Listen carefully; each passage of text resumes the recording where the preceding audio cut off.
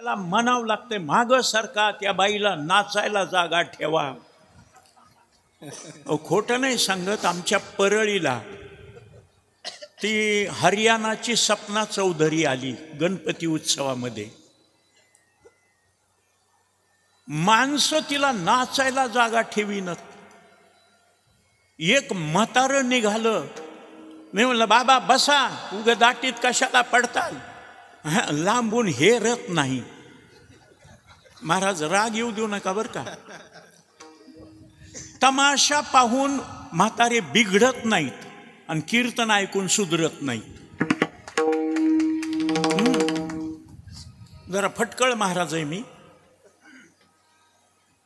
ज्यांनी आपलं जीवन जगाच्या कल्याणाकरता घातलंय, ऐका, स्वतः करता जगतो त्याला जनावर म्हणावं. आपल्या करता जगतो, माझी माय, माझा बाप, माझी बायको, माझी लेकरं, माझं संसार, याला माणूस म्हणावं. भक्ता करताच धडपड करतो त्याला देव म्हणावं.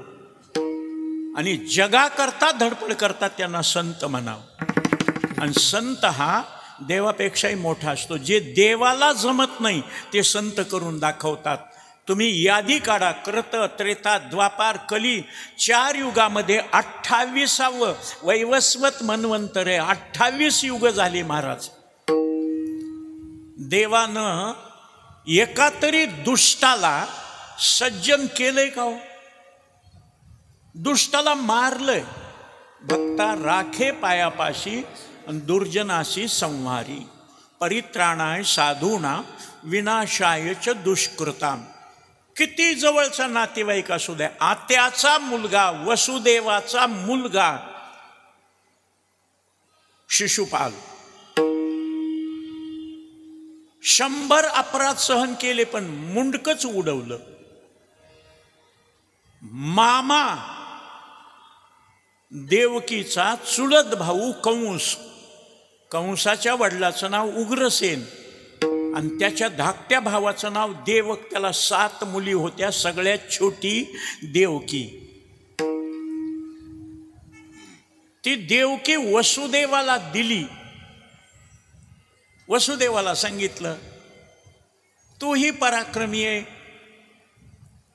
आणि माझा मित्र आहेस, तू माझी बहीण करून घे. वसुदेवानं सांगितलं, माझ्या पहिल्या 5 बायका आहेत, पौरवी, इला, मदिरा, रोचना आणि रोहिणी. भागवतामध्ये आलाय विषय. माझ्या पहिल्या 5 बायका असताना पुन्हा आणखी, अरे बायका विषय भोगाकरता करायच्या नाहीत, नाते जोडण्याकरता. मित्र आहेस, नात. वसुदेवा देत देवकी बहीण.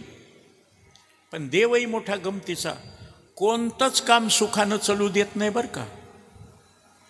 कोणतंच काम सुखानं. बघा तुम्ही, दिवसभर जर माणूस हसलं तर माणूसच म्हणते, आज लय हसलोय बाबा, काहीतरी वाईट बातमी येते. हसलं की रडवण्याची बातमी येते, रडत राहिला की हसण्याची बातमी येते. देवही मोठा खेळी आहे. उदास झालात की तुम्हाला जगण्याची लालूच दाखवते आणि तुम्हाला जगण्याची लालूच दाखवली की तुम्हाला दुःख देते आणि दुःख सहन नाही झालं, मराव वाटलं की पुन्हा सुखाची लालूच दाखवते. हे सुख दुःख जीव भोग पावे. कशामुळं? केलेल्या कर्माचे फळ आहेत. पुण्यकर्म केलं त्याचं सुख आहे, पाप केलं त्याचं दुःख आहे. मग कशाहून ओळखाव? मानस जाणीजे बोले, झाड जाणीजे फुले, भोगे जाणीजे केले पूर्वजन्मीचे. कारण विनाकारण सुखही होत नाही आणि विनाकारण दुःखही होत नाही. दुःख होण्याकरता पहिलं पाप कारणीभूत आणि सुख होण्याकरता पहिलं पुण्य कारणीभूत. म्हणून शब्द आहे, माझ्या पदरचं नाही बरं का. स्वामीजी आलेत, एकदा टाळी सगळ्यांनी जोरात. विठ्ठला विठ्ठला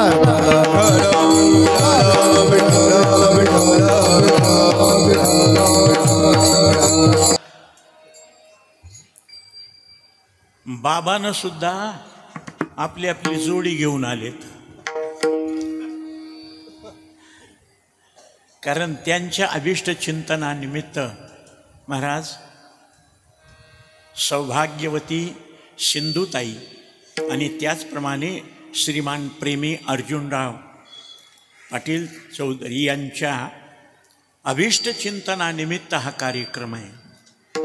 आज आपण जे भजन करू, टाळी वाजवू, ते पुण्य करविता लागे अर्धपुण्य. ते पुण्य त्यांच्या प्रित्यर्थ म्हणून अन्नदान, नामचिंतन याचं पुण्य त्यांना, आणि ह्या दोन गोष्टीचंच पुण्य सध्या फळ देते बरं का. कलियुगामध्ये योग याग विधी येणे नोहे सिद्धी, म्हणून अवघ्या वाटा झाल्या क्षीण कली न घडे साधन. उचित विधी विधान न कळे न घडे सर्वथा. अर्थे लोपली पुराणे नाश केला शब्द ज्ञाने. विषय लोभी मने साधनेही बुडविली. कलियुगामध्ये या दोनच गोष्टीला फळ मिळतं, लेने को हरिनाम आणि देने को अन्नदान. या दोन गोष्टीचं फळ. महाराज मग आम्हाला दुःख होतंय, आम्ही अन्नदान केलं त्याचं फळ मिळणार. येथे एक शीत दितले अन्न कोटी कुळाचे होय उद्धरण. आणि नामा परते तत्व नाही रे अन्यथा वाय. अनिक पंथा जाशी जनी. नामचिंतनाशिवाय कलियुगामध्ये दुसरं साधनच फळ देत नाही. म्हणून आपला विषय चालला होता, का माणसं चांगलं वाईट कळत असताना वाईटाकडे का मन धावतं. कीर्तनामध्ये साधू संतांनी व्यास महर्षीनं ऊर्ध्व बाहु विरो मेष न कश्चित शृणोति माम. व्यास महर्षी म्हणतात, मी सगळ्या जगाला वर हात करून सांगायलो पण कोणी ऐकायला तयार नाही. तुकोबारायनं जरा स्पष्ट सांगितलंय, वाजत असे बोंब कोणी नायकती कानी. हकारोनी सांगे तुका. तरी नामचिंतना करता येऊन जाऊ द्या हो. रस्त्याने येणारे जाणारे यांची गोष्ट सोडून द्या, जे कीर्तनात आले ते तरी टाळी वाजून नामचिंतन करतेत का. आता आंब्याला तोर लागायला, तोर त्याच्या बारीक महाराज कैऱ्या मोहरी एवढ्या वाढत वाढत गोटी एवढ्या, त्याच्यानंतर वाढत वाढत जितका मोहर लागला तितक्या कैऱ्या लागत नाही, जितक्या कैऱ्या लागल्या तितक्या पाडाला येत नाही, जितक्या पाडाला आला तितक्या उतरण्यात येत नाही, जितक्या उतरण्यात आला पिकवण्याकरता आढीला लागत नाहीत. काही काही आंबे आढीला लागून नासतील. नाही कळालं. आढीला लागून सुद्धा नाचतेत ना, त्याचं कळालं का. मरायला टेकल्यावर सुद्धा म्हणते थंडी वाजायली, सगळे लोक बघा न, कानाला बांधलं नाही, मफलर नाही, स्वेटर नाही, शाल नाही. हे धुंदीच गावाच्या बाहेर दारू पिऊन त्याला विचारलं, रे दारू चांगली नाही, कृष्णाचं खानदान खलास झालंय. ते म्हणते थंडीच पडून जाते. एक चपटी हाणली, कशाची थंडीन कशाचं दुःख, मजात मजा. मग आता हे जन्मभर कीर्तन भजन केल्यालं यांनी म्हणाव का मग हे कब्बर मला दे बरं. का त्याच्या अवदसा विनाशकाले विपरीत बुद्धी. दुःख देण्याची वेळ आली की पहिलं पाप अगोदर तुम्हाला सावध करायला येतं. माणसाच्या मनात वाईट विचार निर्माण झाला की समजावं पहिलं पाप आडवं आलं, येते तुझ्या भजना आड. आणि हे मी सांगतो म्हणून नाही, संत महात्म्यानं सांगितलं. पूर्वजन्मी पाप केले ते मी या जन्मी संपविले.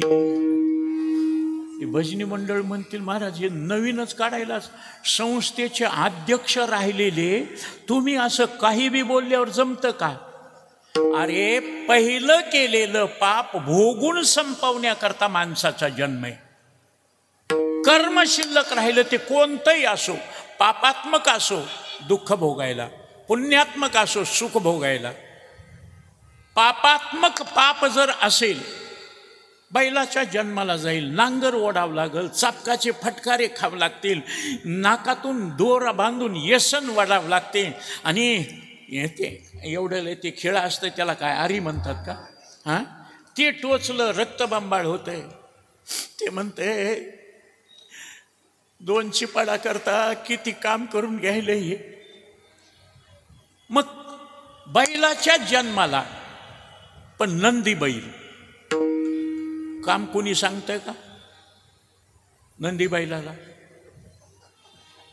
दारात गेला नंदी बैल की बाया नैवेद्य घेऊन, हळदी कुंकू घेऊन, त्याच्या पायावर पाणी, त्याला हळदी कुंकू लावायचं, त्याला ववाळायचं आणि त्याला नैवेद्य खाऊ घालायचा. बैलच आहे ना बाबा. मग त्या बैलाला चापकाचे फटकारे आणि या बैलाला काम काहीच नाही. आता माणसामधले नंदी बैल ओळखिले का तुम्ही? आम्ही महाराज लोक काम कोणतंच करू देत नाही. एवढे महाराज लेक्चरर राहिलेले कोण आहे बाबा? मी माझ्याकरता तुम्ही पाणी द्यावं लागलं ना महाराज, करा आंघोळी. एवढं का? ऐका, एका देवामुळे मान एरवी अशी पुसते कोण? मी जर कीर्तन भजनच करीत नसतो, संस्थेचा अध्यक्ष झालो नसतो, कुठंतरी कारकून महाराज राहिलो असतो, लग्न लेकरं बाळ तुमच्या इथं येऊन मला काही मदत करा, कोणाला शिकवायलास? बाप कीर्तनकार, आजोबा कीर्तनकार. महाराज माऊलीच्या सोहळ्यामागं 4 आणि 5 उखळीकराचा नंबर आहे दिंडीचा. 128 वर्षाची परंपरा आहे आणि वशिल्याचा माणूस आहे. मगाशीच विषय निघाला ना महाराज. दांडेकर मामांच्या वशिल्यानं 104 वर्षाच्या कारकिर्दीमध्ये एकटा मधुकरी न मागता डायरेक्ट संस्थेमध्ये 2 टाइम जेवून राहणं. 4 वर्षापुरती नाही. आता तुम्हाला 4 वर्ष झाले की परीक्षा संपली की निघा कार्तिकीला बदला. 4 वर्ष संस्थेचे काढून दांडेकर मामानं सही दिली आणि SP कॉलेजला 5 वर्ष MA पर्यंत शिकायला. काहीच काम नाही. RR मालेगावकरांनं बघितलं, अरे याला कसं द्यायचं म्हणले, हे 1964ला HSC पास झालंय आणि याला 39% मार्क आहेत, 3rd क्लास पास आहे आणि याला मोठमोठ्या विद्वानाच्या कॉलेजमध्ये कसं? ते म्हणले प्रश्न तो नाही, चिठ्ठी कोणी दिली? दांडेकर मामानी. आणि दांडेकर मामा त्या SP कॉलेजचे प्राचार्य राहिलेले असल्यामुळं म्हणून कधीही सांगत असतो, शब्द ज्ञानोबारायानं उच्चारला भिंच चलली. चालू गाडीत आम्ही बसल्यावर ड्रायव्हरला सांगितलं चालू कर, गुर महाराज गाडी बिघडली. त्यांनी जड भिंत चालवली आणि आमची चालू गाडी बंद पडती का?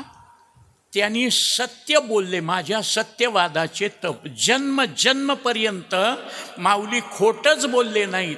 म्हणून माऊलीचं बोलणं देवाला खरं करण्याकरता ज्ञानियाची भिंत अंगे ओढी.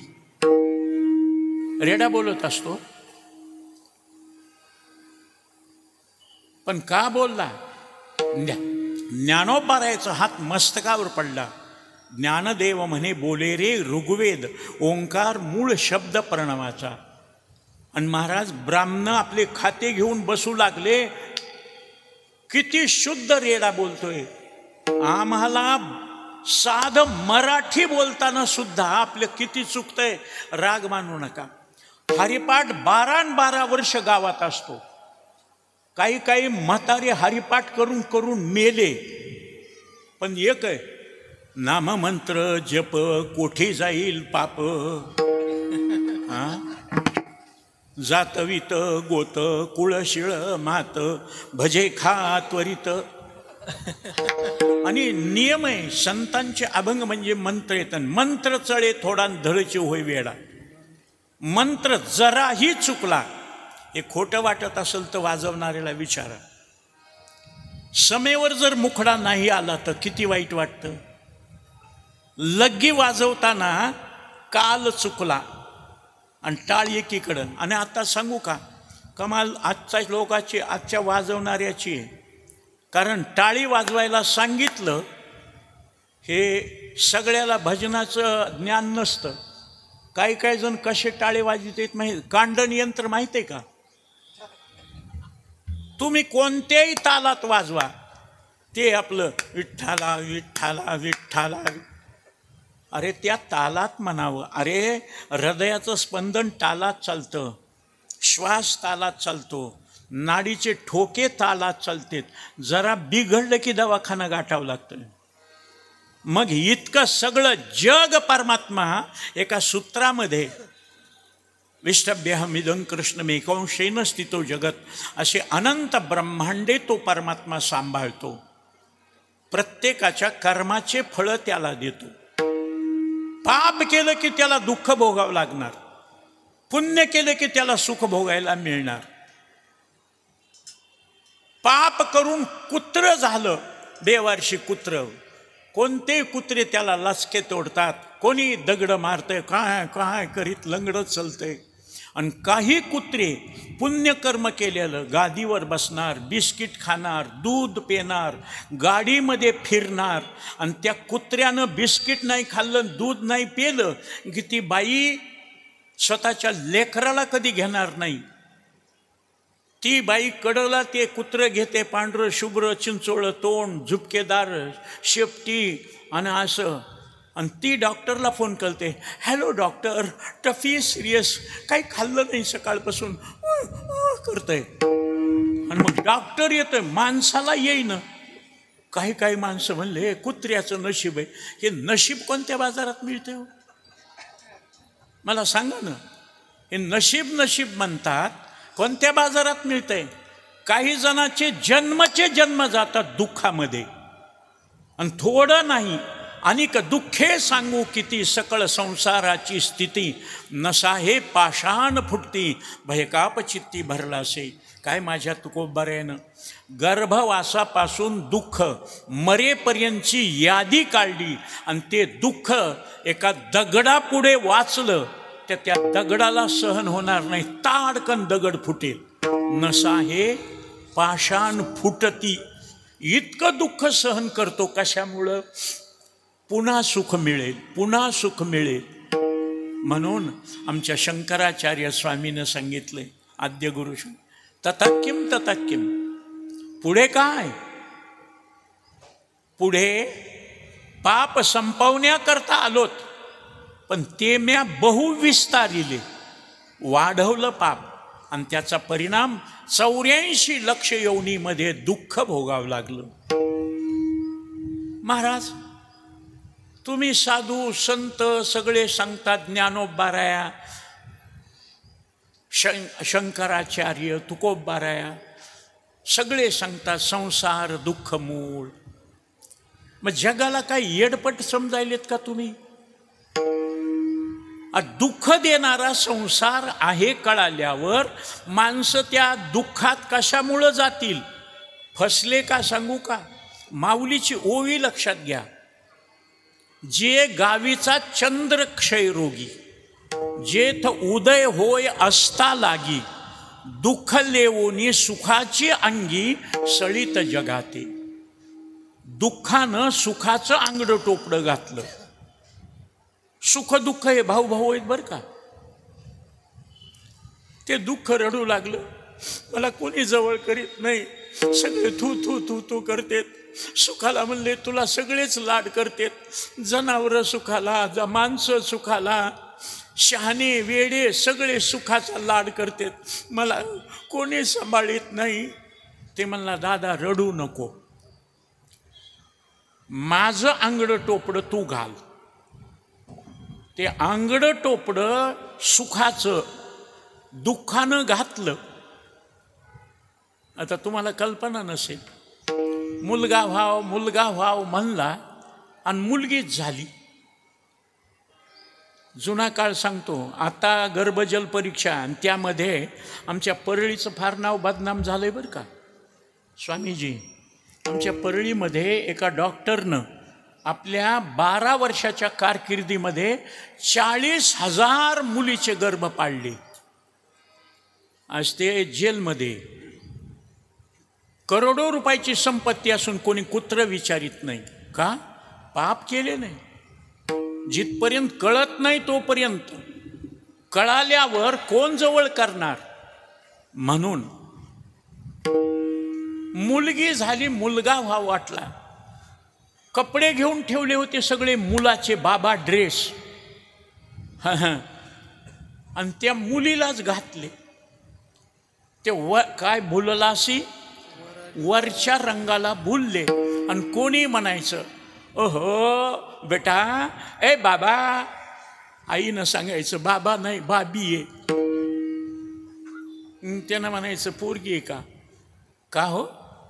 एक काळ असा होता की महाराज, मुलगीवालेला पाया पडत जावं लागत होतं. पोरगी पदरात घ्या, हुंडा देतो, पाया पडतो. आता मुली कमी झाल्यामुळं मुलं बिनलग्नाचे राहिलेत. तुम्हाला वाटतं का मी खुशीनं बिनलग्नाचा राहिलोय? ताई, मी एकुलता एक आहे, कोणीच दिलीच नाही. कोणालाही म्हणलं आमच्या वडिलांना, आमच्या केशाला बायको द्या, या ते 12 गाव मुंज्या फिरत राहील कीर्तन करत, आमची पोरगी काय त्याच्या मागच पळवाव का? आता काय करावं? आता कीर्तन पहिल्यापासून आजोबा वडील पंजोबा कीर्तनकारच असल्यामुळं ते नाही कुठं ठिकाण्यावर राहतच नाही. हे उखळ पळतच राहतं. आणि कशाला याला देऊन उपयोग? आमची पोरगी काय सुखानं राहणार का? हे रोज दुसऱ्याच्या इथं, सकाळी जेवण दुसऱ्याच्या इथं, संध्याकाळचं जेवण दुसऱ्याच्या इथं. बरोबर आहे ना? हां, बरं खरं सांगा, मी कीर्तन भजन न करता नुसतेच लेकरं बाळून बायकोच घेऊन फिरू लागलो असतो, तुम्ही जेवायला केली असते का व्यवस्था? तिथं येऊन हे म्हणणे, महाराज तुम्हाला काय आवडत आहे? जावायला कोणी इतकं विचारित नाही. महाराज खरं सांगू का, भजनी मंडळीला, म्हणणाऱ्याला, वाजवणाऱ्याला, कीर्तनकाराला, रामायणाचार्याला, भागवताचार्याला चांगले दिवस आलेत. हे जर कृतयुगामध्ये घडलं असतं, भजन करीत होता प्रल्हाद म्हणून बापानं जीवांशी मारण्याचे प्रयत्न केले, जीवांशी मारण्याचे. आता खरं सांग का, लोक पाया पडून खाऊ घालून पैसे देतात. प्रल्हादाच्या काळामध्ये जर मी भजन केलं असतं, मीराबाईच्या काळामध्ये भजन केलं असतं, मीराबाई देवाच्या पुढे पग घुंगरू बांध मीरा नाची, विष का प्याला राजाजीने भेजा. लोक कहे मीरा हो गई बावरी, बाप कहे कुलनाशी. आमच्या खानदानात असलं येडं नाही, नाचायली आणि लोक चांगलं म्हणी न झालेत. एंड्रिल पाजविलं महाराज. तसं भागवत केल्यावर, कीर्तन केल्यावर गावातल्या मंडळीनं मला नोअक्रॉन, डेमॉक्रॉन, सुमिसिडिन, इंडोसल्फान, रोगर, डायझोन, एंड्रिल पाजविल्यावर मी कीर्तन करील का? अरे जरा आदळापट झाली, पुन्हा त्या गावाला नको, आकाश ते खोडून टाक, आहे दिलेला कार्यक्रम नाही जायचं का बाबा? हां, जरा कौतुक नाही, वाजंत्री नाही, गाद्या गिरल्या. आता या पोराईनं महाराज तिथला कोच इथं कशाला? मला गुरुजीनं सांगितलं, महाराज बसून कीर्तन करणार का? माझे वडील 94 वर्षाचे होईपर्यंत उभा राहून कीर्तन ही बसून करण्याचा संप्रदाय नाही. आता तब्येत बरोबर नसल्यावर, मणके ढिले झाल्यावर, पण आता कोणी बी बसूनच कीर्तन, आणि कीर्तनात उभा राहू वाटणं झालंय. तुम्ही बघा आळंदीचे पोरं, चाल म्हणले की टाळ टेकवितेत, पाकिट घेते तर निघून जाते. ते बाकीचं म्हणा तुमचे तुम्ही. हां, पावला प्रसादाचा विठोनी जावे, बाकीचे अभंग कोणी म्हणावी? नाही महाराज. काही काही माणसं, राग येऊ देऊ नका, ज्ञानेश्वर माऊली म्हणलं की उठायला सुरुवात होते. काय बाहेर ऑपरेशन आहेत का? कशामुळं गडबडीनं? अरे थांबा ना महाराज. जिथं नामचिंतन चालतंय तिथल्या ऊर्जामध्ये पुण्य संचय होत असतो, तिथल्या ऊर्जामध्ये पुण्य वाढत असतं. त्या स्थळाला महात्म्य. अलंकापुरी पुण्यभूमी. पुणे जवळच आहे. मुंबई पुण्यभूमी का म्हणले नाहीत? इंद्र येऊन या भूमिशील याग संपादिले अहर्निशी. इंद्राला त्याचं दुःख घालवण्याकरता पुणे आळंदीत येऊन यज्ञ करावं लागले, आणि ती इंद्रायणी. महाराज पुण्यभूमी म्हणून माऊलीनं समाधी. तसं पुण्यकर्म केलं की त्याचं अभिष्ट चिंतन. आमचे माननीय अर्जुनराव आणि आमच्या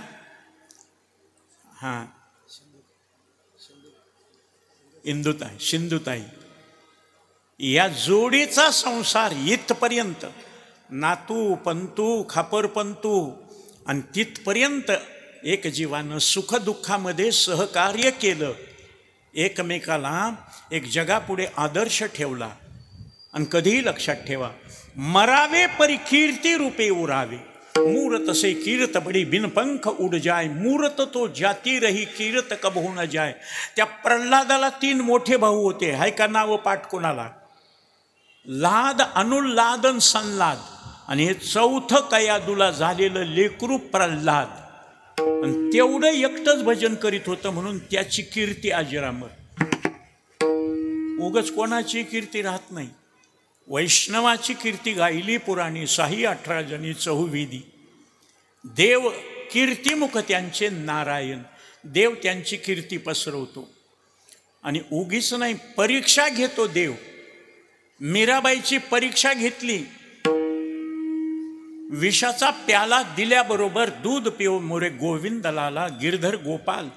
आणि महाराज विष मीराबाईनं पिलं, पण त्या पितळेच्या मूर्तीचा कलर हिरवा झाला. राजा रडू लागला. मी माझ्या पोरी करता विष दिलं आणि तिनं देवाला दाखवलं. माझा देव गिरधर गोपाल ठाकूरजी कृष्ण परमात्मा, पितळेची मूर्ती हिरवी झाली, त्याला विष बांधलं.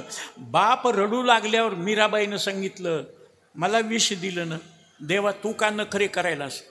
माझा बाप दुःखी व्हायलाय. माझा बाप आहे, मला मारू तोडू काय करू, त्यानं मला जन्म दिलाय.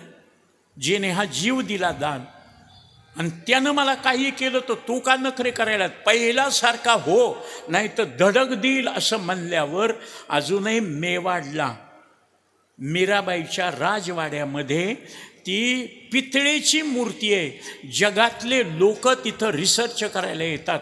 सगळी मूर्ती पुन्हा पिवळी जरद झाली. फक्त कंठाला एक पट्टी हिरवी राहिली. जसं नीलकंठ नाम प्रसिद्ध झाले भगवान शंकरानं जगाच्या कल्याणाकरता विष प्राशन केलं, तसं मीराबाईसाठी घेतो विष प्याला. देव काम करतो महाराज, पण तुम्हाला तितकं भजन करावं लागेल. त्याप्रमाणे तुकोबारायाने बघितलं किती प्रमाण द्यायचे तुम्हाला. संसार दुःख मूळ चोहीकडे इंगळ. माऊली सांगतात, संसार सागरुगा भव दुःखाचे मूळ. ज्ञानोबाराय स्वतः लिहितात, दुःख बांधवडी आहे दुःख बांधवडी आहे हा संसार. दुःख बांधवडी आहे हा संसार. दुःख बांधवडी आहे हा संसार. सुखाचा विचार नाही कुठे नाही कुठे. सुखाचा विचार नाही कुठे नाही कुठे. सुखाचा विचार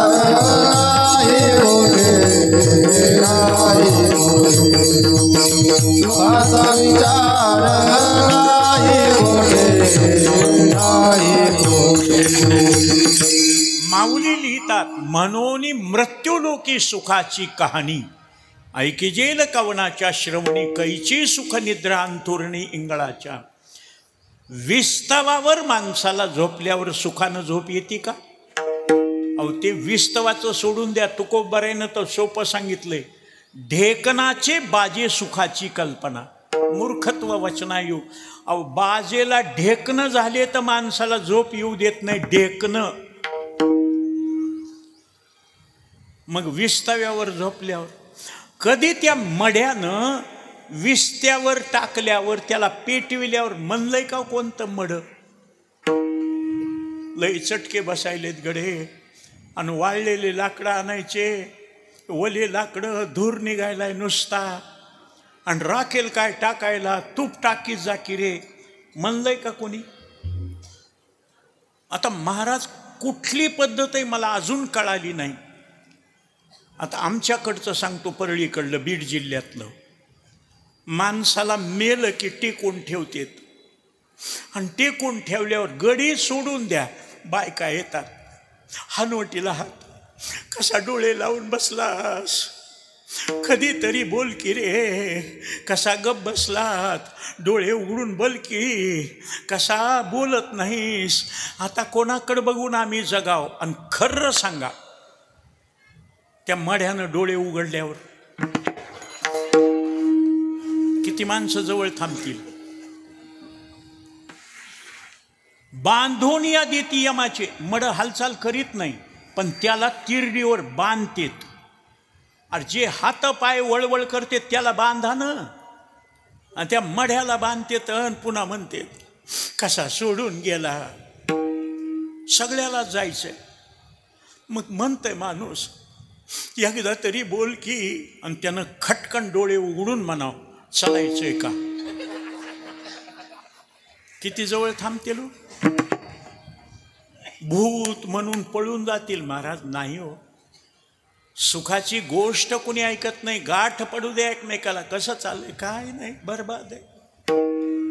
दुःखच आहे, किती दुःख, यादी केली तर दगड फुटून जाईल. महाराज मग आम्ही वेडेत का? त्या दुःखाला सुख करण्याचा प्रयत्न करतो, पण कळाल्यावर सोडून द्या. एक गोष्ट सांगतो, 2 दिवस महाराज उपाशी माणूस, पाणी प्यायला मिळालं नाही, पोहे नाही, उपमा नाही, सुशिला नाही, चिवडा नाही, शिरा नाही, बिस्किट नाही, दूध नाही, चहा नाही, कॉफी नाही, लिंबू सरबत नाही, रस नाही, काहीच नाही. पोटात आग पडली, द्यावं गरीबाला, पोटात आग पडली, उष्टपाष्ट द्या, शिळं पाक द्या, खरकट द्या, काहीतरी द्यावं. असं म्हणणारा माणूस, आणि त्याच्या जवळ येऊन गाडी थांबली महाराज, इम्पाला, कॅडलॉक, मर्सिडीज, आणि त्याच्यातून उतरला माणूस, अंगे सुटम पाये बुटम नेके नेकटॉय कॉलर. अरे माणसासारखा माणूस असून खरकट, शिळपाक, उष्ट, चल बस गाडीत, पोटभर जेवायला चाल.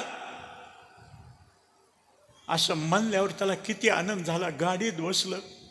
टोले जंग महाराज, 5 मजली बिल्डिंग, गाडीतून खाली उतरला, लगेच त्याचे पाय धुतले, गंध लावला, ओवाळलं, आणि एक चौरंगावर ताट, चांदीचं ताट, चांदीच्या वाट्यान, चांदीचे चमचे,